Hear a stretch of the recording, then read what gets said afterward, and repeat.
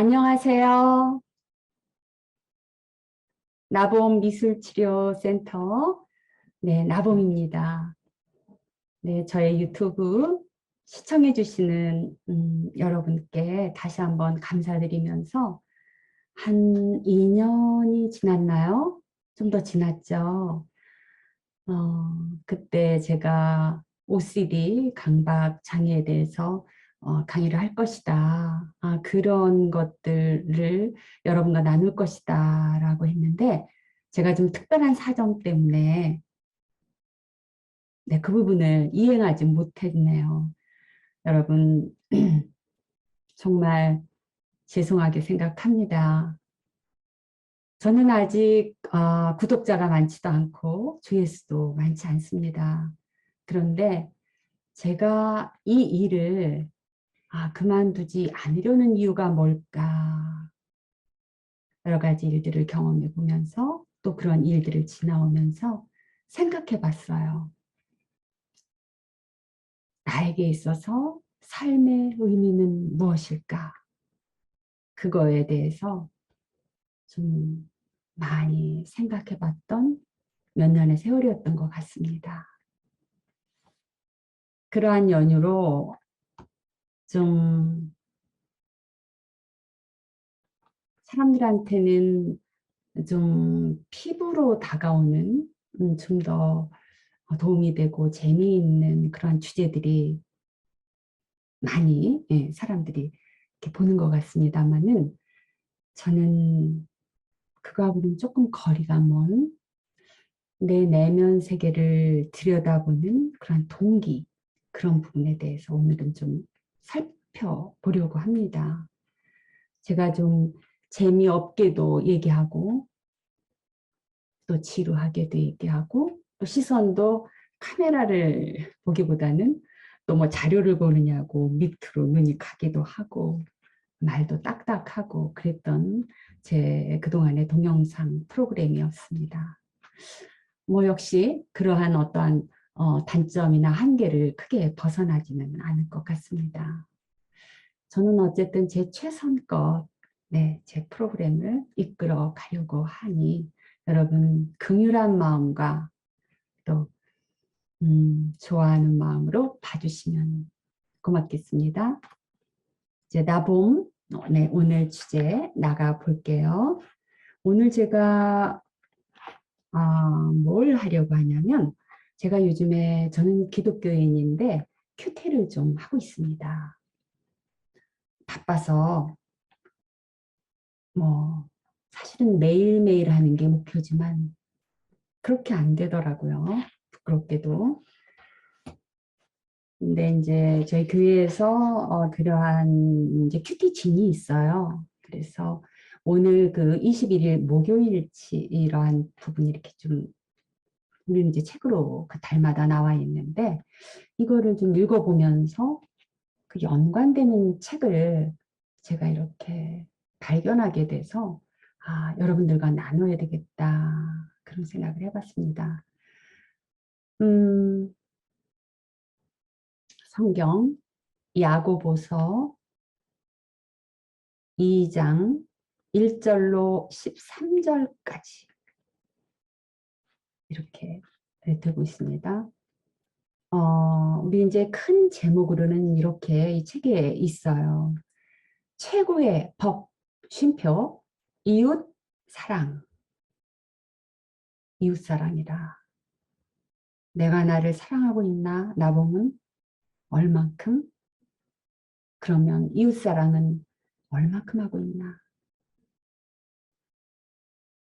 많이 자신 있는 주제는 아직 이 나이가 돼도 수많은 경험을 해도 어렵습니다. 그렇지만 이번 시간에 그것을 여러분과 함께 나누면서 저에게도 그런 최고의 힘과 그로 인한 내 인생의 의미 찾기, 동기요인이 될 수 있도록 한번 페달을 밟아 보려고 합니다. 성경 본문을 좀 13절까지 읽으려면 조금 깁니다만은 주목해서 경청해 주시면 그 다음 여러분과 나누는 내용들이 굉장히 잘 이해가 될 거라고 생각을 합니다. 네, 형제들아, 영광의 주, 곧 우리 주 예수 그리스도에 대한 믿음을 너희가 가졌으니 사람을 차별하여 대하지 말라. 만일 너희 회당에 금가락지를 끼고 아름다운 옷을 입은 사람이 들어오고 또 남루한 옷을 입은 가난한 사람이 들어올 때에 너희가 아름다운 옷을 입은 자를 눈여겨보고 말하되 여기 좋은 자리에 앉으소서 하고 또 가난한 자에게 말하되 너는 거기 서 있든지 내 발등상 아래에 앉으라 하면 너희끼리 서로 차별하며 악한 생각으로 판단하는 자가 되는 것이 아니냐. 내 사랑하는 형제들아, 들을지어다. 하나님이 세상에서 가난한 자를 택하사 믿음에 부유하게 하시고 또 자기를 사랑하는 자들에게 약속하신 나라를 상속으로 받게 하지 아니하셨느냐. 너희는 도리어 가난한 자를 업신여겼도다. 부자는 너희를 억압하며 법정으로 끌고 가지 아니하느냐. 그들은 너희에게 대하여 일컫는 바 그 아름다운 이름을 비방하지 아니하느냐. 너희가 만일 성경에 기록된 대로 내 이웃사랑하기를 내 몸과 같이 하라 하신 최고의 법을 지키면 잘하는 것이거니와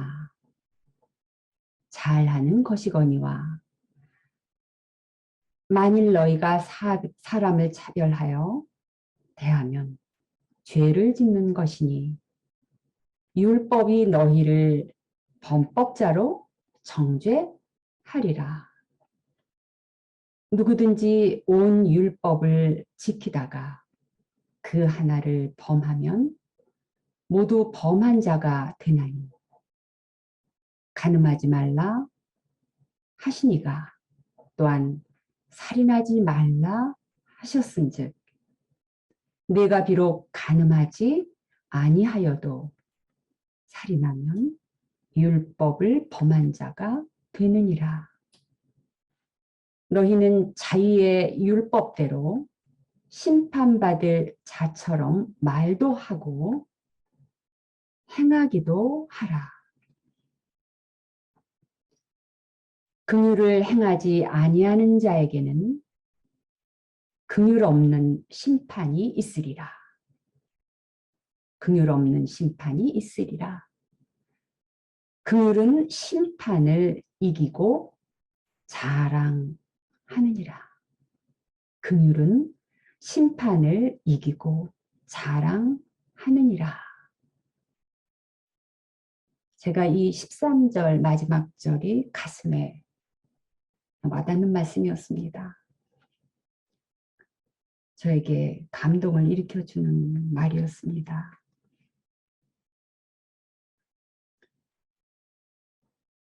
교회 안에 부자와 가난한 자를 차별하는 행동을 금지하고 이웃사랑이라는 최고의 법을 지키도록 권면을 합니다. 이 말씀은 맞아요. 그리스도인의 정체성은 오직 하나님의 부르심과 믿음에 있습니다. 여기에 해설에 나와 있는 말씀처럼. 그러니까 재물과 같이 믿음 외의 기준으로 사람을 평가할 수 없습니다. 그렇죠?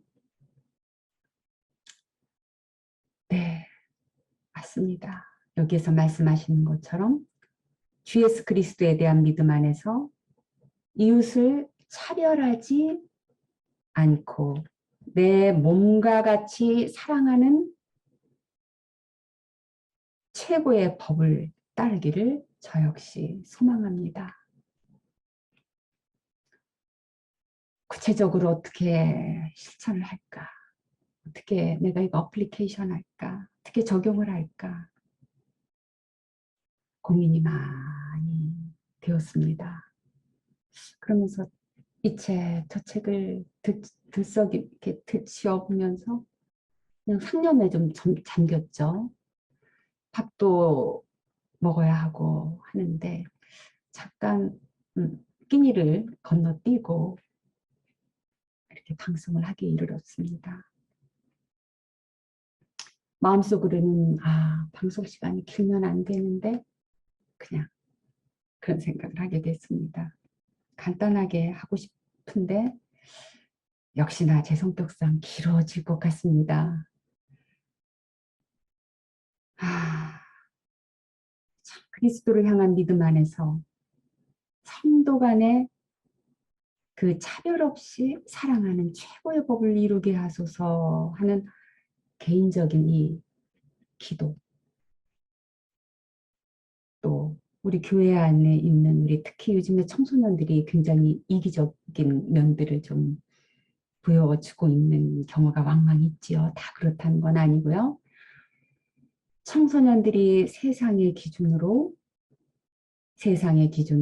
그 정체성을 삼지 않고 믿음 안에서 주님의 자녀라는 정체성을 좀 갖게 했으면 좋겠다라는 그런 기도 제목을 가지고 앞으로 기도해야 되겠다라는 생각을 우리 큐티 진이라는 책을 보면서 다짐을 해봅니다. 자, 여러분, 제가 크리스찬이기 때문에 먼저 이렇게 큐티에 관련해서 좀 길게 말씀을 좀 드렸습니다. 자, 여러분, 기억력이 좋지 않아서 일단 책을 보면서 줄을 쳐서 이렇게 또 표시를 해가면서 이렇게 이제 썼고, 그리고 이제 여러분과 그 얘기를 나누려고 하는데 조금 이제 빨리 나갈게요. 이 책은 제가 굉장히 지금으로부터 한 20년은 안 됐던 것 같아요. 한 거의 그 정도로 육박하는 그런 오랜 세월에 구입했던 책인데 바로 이 책입니다.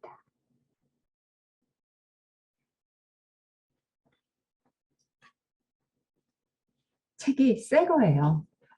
제가 앞에만 수치고 읽었고 또 제가 논문을 쓸 때 또 참고했던 책이기도 하죠. 강의할 때에도. 이거는 그 하프 타임이라고, 제목은 하프 타임입니다. 아주 얇죠. 여러분도 한번 그 출판사는 낮은 울타리입니다. 그리고 지은이는 밥 버퍼드라는 사람인데 이분은 이 저자에 대한 간단 소개를 해보면 저자 밥 버퍼드는 이렇게 사진을 보니까 아주 잘생긴 중년 외국인 남성입니다. 미국에서 가장 성공한 케이블 텔레비전사 사장이고요. 리더십 네트워크 창립자.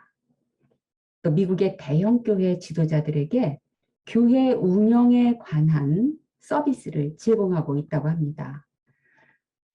이분은 지금 이때는 이게 언제적의 사진인지 모르겠지만 지금은 상당히 또 이렇게 연세가 드셨겠죠. 그거와 마찬가지로 저도 좀 젊은 나이에서 이렇게 중년으로 접어들었습니다. 저는 그때 내 인생의 하프타임에 서서 내 인생의 후반전을 어떻게 영위해 나갈 것인가에 대해서 많은 건전한 충격을 먹고 심도 깊게 고민했던 세월이 있었습니다. 지금은 내 인생의 후반전에 어떠한 그 초반의 시기를 잘 지나고 있나 돌아봤어요. 음, 그렇지만 이 책에서 말하는 대로 그대로는 하지 않았던 것 같아요. 그 의미만 깊게 새기고, 뭐 나름 이제 제가 했지만 다시 한번 이 책을 보면서 한번 이 책대로 한번 해봐야 되겠다. 더 그러면 좀 더 멋진 내 인생의 후반전의 삶을 만들어갈 수 있지 않을까 생각하면서 여러분들과 이렇게 얘기를 나누게 되었어요.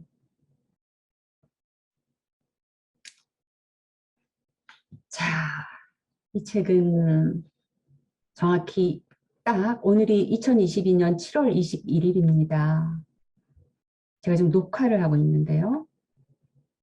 정말 딱 정확히 22년 전의 책이네요. 이 하프타임은. 네, 이 책의 저자 밥 버포드는 중년기에 현세, 그러니까 즉 이제 현세보다 영혼의 영역에 초점을 두는 그 관심과 질문이 필요하다라고 말하고 있습니다. 음, 이 중립지대, 우리가 성공, success, 그 다음에 의미, significance, 의미. 이 성공과 success와 significance, 의미, 성공과 의미의 중간지대에 우리는 half-time이 있죠. half-time. 이 중립지대. 스캇팩은 혼돈의 터널이라고 명하기도 하죠. 칭하기도 하죠. 그리고 자넷 헤이그베르그는 네 번째 단계다. 또 반성에 의한 힘이다라고 부르고 있습니다. 그 이름이야 어떻든 간에 그 단계는 이제 후반전이라는 그 약속의 땅에 들어가기 위해서 반드시 건너야 하는 지대다. 그 중간 지대다. 그 이전에 이 중간 지대는 이 하프타임은 이전에 확실했던 것들을 잃을지도 모른다는 두려움이 있는 그 지대죠. 그죠? 그래서 그 두려움과 또 다가올 것에 대한 어떤 혼란이 그 특징으로 나타나 있죠. 이 하프타임에. 그래서 이 지대를 많은 사람들이 잘 건너지 못합니다. 뭐 중년을 포함해서 우리 모두는 이러한 그 하프타임, 이 시대가 이 시대에서 아무튼 현 이 시대가 불확실성의 시대인 것을 알고서 변화하는 고통과 위험과 혼란이 따른다는 것을 알기 때문에 어떻게 해서든 익숙하게 그 알고 있는 것에 매달리고 있는 경향이 있다라고 우리 버포든이 얘기합니다. 여러분, 미래는 다소 혼란스럽죠. 그죠? 예, 그리고 또 모호합니다. 이 저자의 말대로. 또 현재의 상황만큼 예측되고 편안하고 또 이렇게 확실할 것 같지가 않죠. 그죠? 그래서 우린 두려워요. 그래서 이제 하나님을 의지하는 거죠. 그리고 우리 미래에는 이런 어떤 불확실성의 두려움뿐만 아니라 머릿속에, 마음속에는 이렇게 다음과 같은 그 실제적인 문제들이 끊임없이 떠오르게 마련인데, 이 책에서 우리는 경제적인 안정에 대한 자신의 필요에 대한 문제 때문에 질문 Q, 어떻게 경제적으로 자립할까? 굉장히 중요한 주제죠. 그죠? 그죠? 내가 어떤 소명을 다하기 위해서 어떤 그 아이디어를 만들었을 때, 이 새로운 아이디어가 효과적일 것이라는 것을 어떻게 증명해낼 수 있지? 우리는 그것을 증명해내기 위해서 누군가한테 의논하고 물어봐야 되는데, 이성적인 친구가 이때 좀 필요하죠. 이성적으로 생각하는 친구. 음, 또 우리가 이제 어떤 인생의 후반전을 기획할 때에, 그러면서 또 그쪽으로 나아가서 어떤 새로운 면모를 보일 때에 여태까지 있었던 그 편안함 속에서 편안함을 떨치고 그 새로운 것을 향해서 나아가는 그 모습을 볼 때 그 배우자들은 염려를 하겠죠. 그러니까 이 여자가 딴 사람이 됐네? 이 남편이 내 남편이 딴 사람이 됐어요. 어떻게 하면 좋지요? 라고 염려할 수 있고 또 자녀들은 걱정을 할 수 있어요. 엄마가 그리고 아빠가 뭘 하시는 거지? 도대체 뭘 하시는 거죠? 라는 질문을 하게 되겠죠. 그쵸? 우리가 어떻게 이 의미를 향해서 이렇게 아주 아주 정말 진정한 성공의 그 아이디어를 낼 수 있을까? 이렇게 이제 고민이 되는 거죠.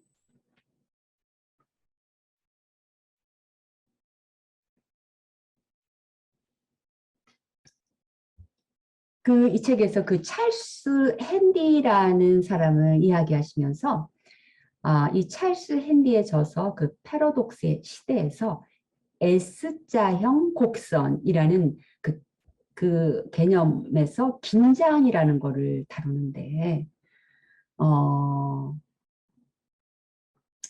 어떤 성공의 역설에 대해서 이제 얘기를 하는 거죠. 성공의 역설. 그러면서 이 핸디라는 사람은 어쨌든 어떻게 하면 그러한 이제 이렇게 그 부분에 대해서 내가 이제 해결할 수 있을까라는 그 해결책을 제시하는데 이 사람은 뭐라고 얘기하냐면은 지속적인 성장의 비결로서 첫 번째 곡선이 소멸하기 전에 S자형 곡선을 새로 시작하는 것이다 라고 얘기를 해요. 그러니까 첫 번째 곡선이 소멸하기 전에 S자형 곡선을 새로 시작하라. 그러니까는 새로 시작할 수 있는 좋은 지점은 바로 그 성공의 그 정점에 다다르기 그 즈음이라는 거죠. 그 직전.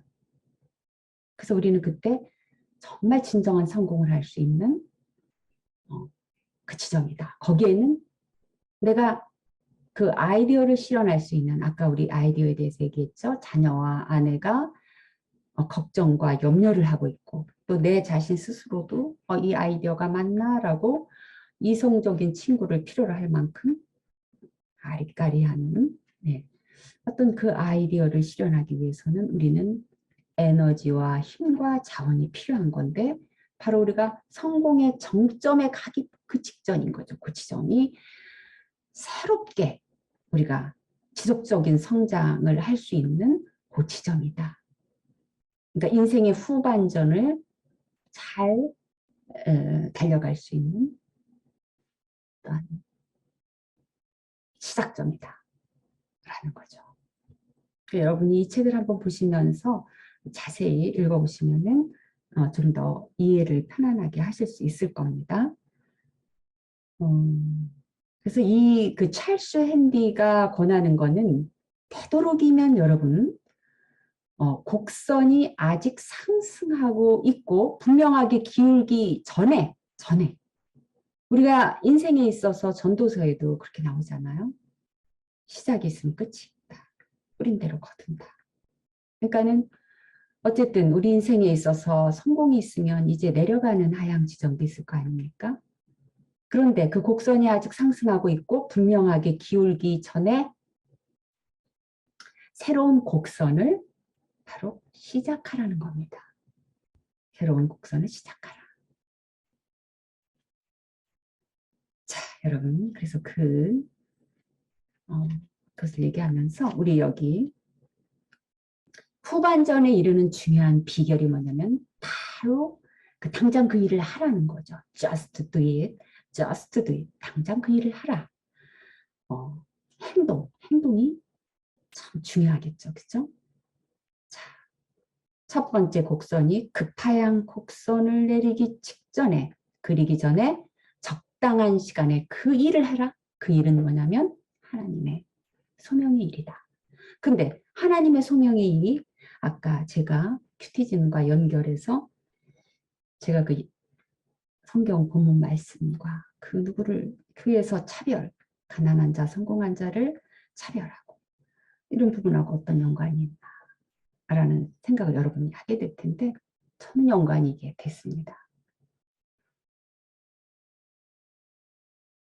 아무튼 곡선이 급하양 곡선을 그리기 전에 적당한 시간에 그 일을 하라. 이런 어떤 소명을 우리는 잘 알겠는데 사실은 우리가 어디 가서 차별받기 좋아하는 사람 아무도 없죠. 대접받고 싶어하고 상석에 앉고 싶어하고 수치심을 겪고 싶어하지 않아요. 그러니까 병적인 수치심을 여기서 얘기하는 거죠. 인간은 완전하지 않기 때문에 수치심이 없을 수가 없습니다. 그죠? 그 열등감이 없을 수가 없고요. 그래서 우리는 영원하리라고 생각하는 그 성공에 목을 매달죠. 그러나 우리는 그 나만을 생각하는 성공? 그것도 나만을 생각하는 거에 이렇게 그 영역 안에 있을 수 있는 거잖아요. 우리가 성공만을 바라다 보면은 이타주의를 조금 도외시할 수가 있단 말이죠. 거기까지 마음은 있으되 몸이 그쪽으로 안 가는 거죠. 그래서 저는 그렇게 연결을 해봤습니다. 다시 그 책을 우리가 큐티즌을 보면은 성도 간에 차별 없이 사랑하는 최고의 법을 이루게 하려면 우리가 어떤 그 주님이 주시는 그 소명을 완성해가는 길을 가면서 우리는 이러한 기도를 할 수가 있는 거죠. 성도 간에 차별이 없는 사랑하는 최고의 법을 이루게 하소서라고. 내 성공, 나만을 생각하면, 내 가족만을 생각하면 이웃사랑이 이루어질 수가 없는 거죠. 최고의 법, 이웃사랑이. 옆을 보고 고통하는 자, 신음하는 자, 또 아픈 자를 우리가 좀 돌볼 수 있고 위로할 수 있고 또 나의 그 자원과 능력을 가지고 정말 빛나는 봉사를 할 수가 있죠. 그죠? 근데 봉사만 하고 나는 먹고 사는 일, 내 자신의 어떤 케어를 내려놓아라 이 소리가 전혀 아닌 거죠. 그것은 그대로 가야 되면서 어느 정도의 에너지를, 어느 정도의 시간과 능력과 자원에 대한 그런 어떤 불꽃 같은 내 안에 그런 동기, 에너지, 그 역량들을 이웃사랑 하기 위해서 또 그래서 그 소명을 다하는 그런 삶을 살아가야 된다라는 것으로 저는 연결시켜 봤습니다. 그래서 오늘 여러분께 그렇게 말씀을 드리는 거예요. 그래서 그 적용의 하나로 제가 지금 이 주제를 담는 지금 이 내용을 이 프로그램을 지금 하고 있는 거예요. 제가 좀 더 이렇게 매끄러운 말로 해야 되는데 그렇게 안 되네요. 네. 자, 그래서 그럼 이제 두 번째, 제가 이제 첫 번째 주제에 대해서 이렇게 얘기를 했고, 그럼 두 번째는 뭐냐? 그 사명 진술서, 이 밥버퍼드는 사명 진술서를 얘기를 했는데, 이제 그걸 저는 이게 둘째 주제로 여러분께 이렇게 말씀을 드릴게요. 그러면서 이제 이분이 여기에서 책에서 이렇게 말을 하는 거죠. 자기 인생 사명에 대해서 뭐라고 그러냐면은 이분이 이제 미국인이니까 미국 기독교의 잠재 에너지를 그 가용 에너지로 전환하는 것이다. 이것이 내가 관여하고 있는 일이다. 이것으로 나는 내 인생을 평가받고 싶다. 참 감동 깊었습니다. 이 말이. 저도 어려운 일을 몇 년 동안 겪으면서 내가 하나님 안에서 나의 정체성대로 내가 어떠한 일을 그동안 해나가고 있었는가, 해나가고 있었다라고 생각하지만 다시 한번 재정립하는 시간이 되었는데 내 인생을 평가받고 싶다.